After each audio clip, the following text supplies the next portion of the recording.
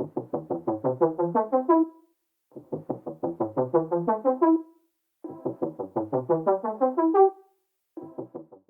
systems are efficient and effective, and we need to identify stakeholders that will help us achieve that. Now, we will want to be as practical as possible. I will go to Mr. Clair, the head of Partnerships for Sustainable United Phosphorus Limited. Mr. Clair, what are solutions from your work that could be highlighted to ensure better resilience of agricultural sectors? Thank you, Honorable Chair and distinguished guests, panelists.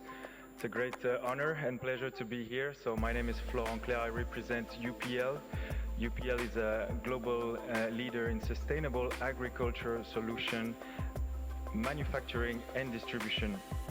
We have more than 30 years of presence on the African continent. And I think I just want to give you a few examples, concrete, tangible solutions examples to restore soil life and combat desertification.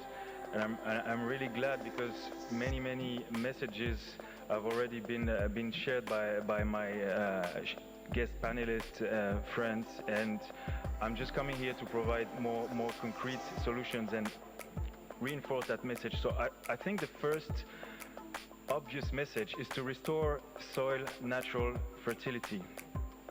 And this can be done both through preservation, regenerative agriculture, like minimum or no tillage, but also through soil health technologies capable of optimizing existing fertility and existing productive system potential, like using free nutrients from the air. Denitrogen is available in the air, so we need to use it for plant productivity. We have technologies that can cap this gas and make it available for plants. This is a free alternative solutions that we should consider in this fertilizer crisis. We have at UPL created a new umbrella brand called NPP for Natural Plant Protection. And this brand is here to promote innovations like biosolutions and soil health technologies that have the power to mobilize alternative sources of nutrition and also restore soil health. You may know that over the last decades we have probably over-relied on chemistry to improve soil fertility.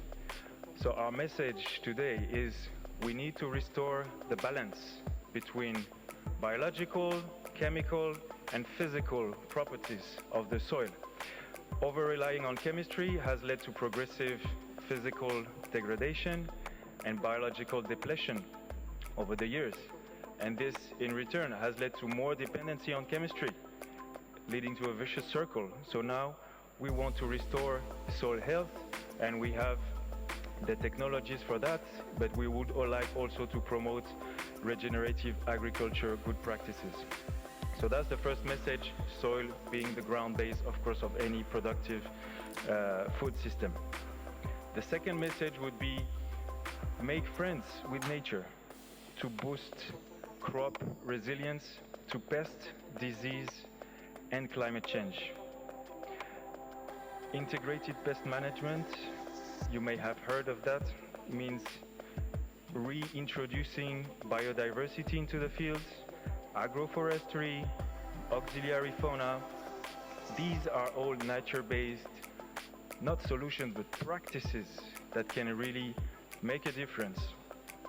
And of course, also, again, technologies. We have biosolutions. Again, at UPL, under this NPP brand, we are trying to promote this nature-based solution. We are introducing very innovative products with mode of actions like vaccines. We're introducing natural solutions to combat fall armyworm at scale. We're introducing a biofungicide to combat aflatoxin, which is a huge concern, okay, for food security and safety. So that's the second point, make friends with nature. The third one is relocalize food production, rebuild food autonomy and resilience. We are trying to, here in Africa, promote more productive systems for small-scale farmers and foster thriving local food chains. We have launched 2 years ago an initiative called the Rice Race to bring back food autonomy to West Africa. West Africa already still imports half of its rice. As my colleague rightly mentioned, is still the top 3 staple food in the region. We have launched this rice race to call action. We want to double the yields of rice over the next 5 years over 9 countries in West Africa. But for that, we need to finance access to the right inputs and to the right capex for the national champions. And for that, we need help of financial institutions. My last message, and this also resonates with previous interventions, is reward farmers for environmental services that they give. They are here every day on the land, making sure that we have food on our plates, but they don't get rewarded for the carbon they store, the biodiversity they preserve, or the generative practices that they put in place. So I want to really encourage systems for carbon credits, price premiums, certifications, label, etc. But we need to reward the farmers. And for that, again, coming back to the market question, we need to make consumers pay the right price and inform them about the right cost of their food. The cost of food is not only the cost of logistics and inputs, it's also the cost of environmental degradation. So we need everyone to join forces to go in that direction, and we have humbly launched the Gigaton Challenge, an initiative to collectively reach 1 billion tons of CO2 sequestrated in the next 5 years. So these were a couple of suggestions. Thank you, Honorable Moderator. Thank you so much for showing us practical interventions in dealing with the challenges that we do face.